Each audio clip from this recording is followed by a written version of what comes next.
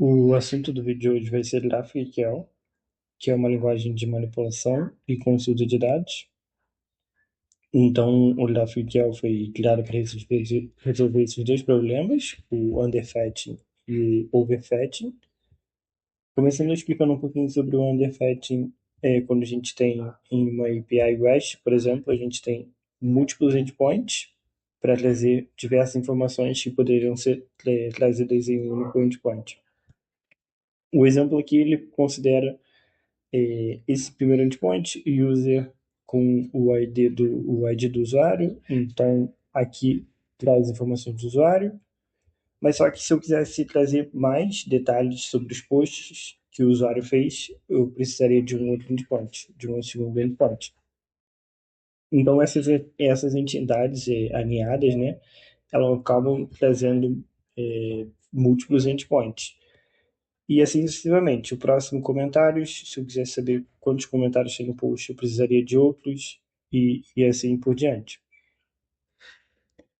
O outro problema conhecido que é o overfetting, que é justamente ao contrário. É quando a gente tem um único endpoint que traz múltiplas informações que talvez não sejam necessárias naquele momento. Então, eu tenho esse endpoint trazendo informações sobre o usuário e eu tenho diversos campos que talvez não sejam úteis para mim no momento. Então, caso eu queira aqui só o name, eu vou estar trazendo muito campo desnecessário. Então, considerando um banco de dados com muitas informações, isso pode ser bastante prejudicial. Uma outra vantagem também do GraphQL é essa questão do single endpoint. Enquanto aqui numa API REST a gente teria vários endpoints para trazer coisas diferentes, aqui no GraphQL a gente teria um único endpoint que trazeria tudo que a gente precisa. Então, falando agora sobre os esquemas, o esquema é um conceito bastante importante também no GraphQL. Os esquemas nada mais são do que vários tipos ou operações que são definidas na sua API. Então, a gente vai falar um pouquinho mais sobre elas depois, mas todo tipo que você tiver na sua API, ela faz parte do esquema. Então, tudo que você é capaz de fazer com os dados, como eles se relacionam entre si, isso tudo faz parte dos esquemas. A primeira operação que a gente vai ver aqui, que é a query. Essa operação é utilizada quando a gente quer consultar algo no nosso banco de dados através da API. E a gente pode perceber aqui que a gente tem um tipo específico dele. Então, essa palavra query aqui é reservada no GraphQL. E aqui a gente tem um atributo, users, retornando uma lista de usuários. E também a gente pode realizar essa consulta através de um usuário específico, caso a gente queira saber algo mais detalhado, através do ID. E no exemplo aqui embaixo, a gente está realizando essa query pelo lado do cliente. Então, a gente tem um user informando o ID dele e solicitando esses campos que vão ser retornados. Mas como é que eu sei que esses campos podem ser retornados? Eu sei que esses campos podem ser retornados através do tipo que a gente definiu anteriormente, nos esquemas. Então, a gente tem um tipo user, que permite a gente realizar essa busca pelos esses três campos que estão definidos aqui. Caso esse campo aqui não tivesse aqui, por exemplo, não poderia ser possível vocês selecionar um campo que não tivesse definido no seu tipo. Então, isso aqui não poderia ser possível. Então, explicando agora um pouquinho sobre as mutations, né? Que seria a outra operação possível de ser realizada. Então, essa operação é realizada quando a gente quer alterar, né, modificar os dados. Quando a gente quer realizar um delete também pode ser possível. E isso substitui uma API REST, os verbos, né, os endpoints de get, de post, de update, de put também, e delete, caso você queira deletar algo. Então, aqui nesse exemplo, a gente tem um objeto chamado mutation, que tem uma função, createUser, e a gente passa o objeto com o nome e com o e-mail. Novamente, a gente tem que seguir o tipo definido do usuário. Então, a gente tem o nome e o e-mail, como eu tinha escrito anteriormente. Então, isso só é possível porque a gente tem um tipo definido, foi definido um tipo anteriormente.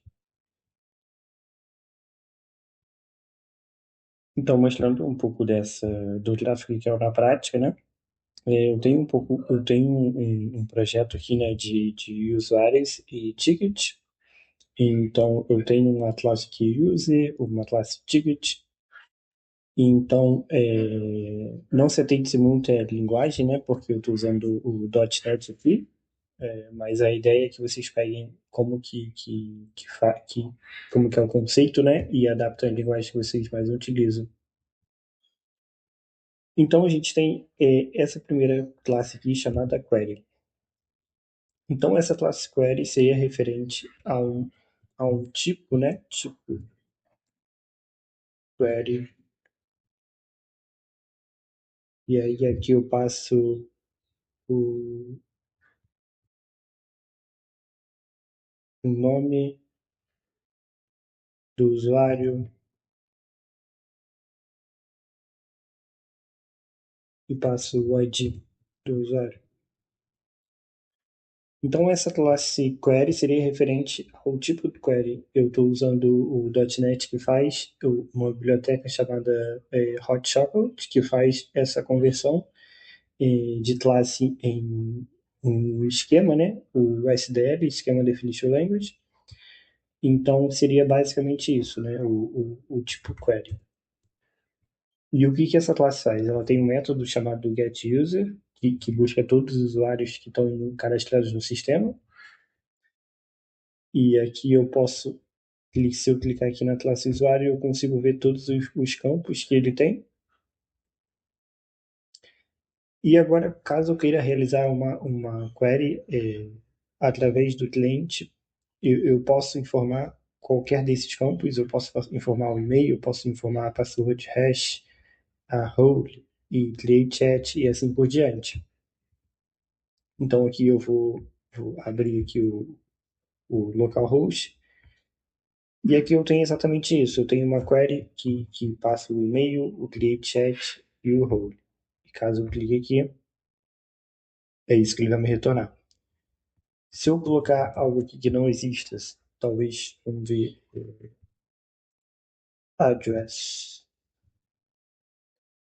ele vai me avisar aqui que isso não existe. Cannot query field address on type user. Então ele está me informando que não existe esse campo na classe usuário, user. Então não tem como eu buscar um campo que não existe. E se eu retirar um, os outros campos são buscados normalmente. Mas caso eu queira ser realizar uma consulta mais complexa, observando que essa classe user, ela tem uma entidade aqui, tem uma collection tipada para o ticket, uma lista de tickets, eu posso fazer isso. Simplesmente é só observar como que está organizado, né, a classe ticket, e eu posso realizar a busca dessas informações também.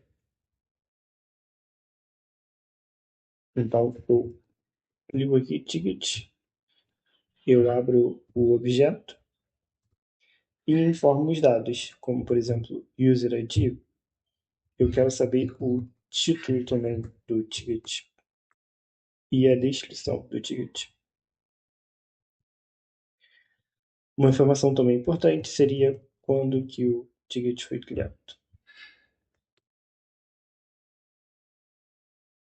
Se eu realizar esse request, ele me traz aqui no response todos esses campos preenchidos. Então, título sistema muito lento, descrição e o user ID.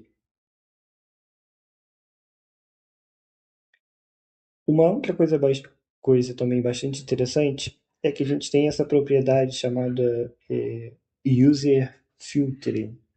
Então, o que é isso aqui, esse user filtering faz? Ele permite que eu realize queries mais elaboradas através do cliente, né, na consulta. Mostrando isso na prática, eu tenho uma consulta aqui com essa mesma entidade, querendo buscar essa mesma entidade, que é o usuário, e eu coloquei aqui uma cláusula where. Então, essa cláusula where só é permitida porque eu tenho o user filtering lá, na classe declarada. Então, aqui posso perceber que eu pesquisei por um e-mail, né, do usuário, e ele me retornou todas as informações da mesma lógica da query anterior. Então, se eu quiser buscar, por exemplo, esse usuário aqui, através do e-mail dele,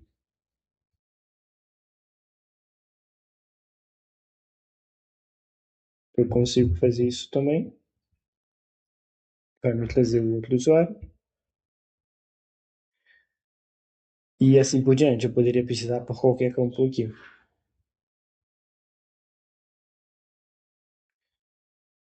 O último conceito que é importante, que é a mutation, né? A mutation é uma operação utilizada quando a gente quer modificar o dado, né? Que é adicionar, que é excluir.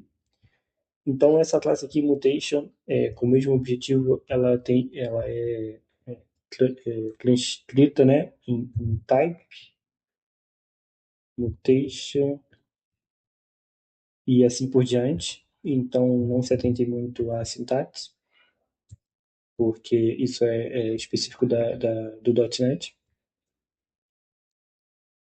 E aqui eu tenho um método, né, register, que pede um input. Vamos clicar nesse input aqui. E ele está me falando que eu tenho que informar o e-mail e a password para criar essa mutation, um novo usuário. E é isso que a gente vai fazer. Se a gente olhar no request aqui, a gente tem exatamente isso. A gente tem um register, que é o mesmo nome do método, e a gente tem um input, um objeto com o e-mail e a password que foi solicitado.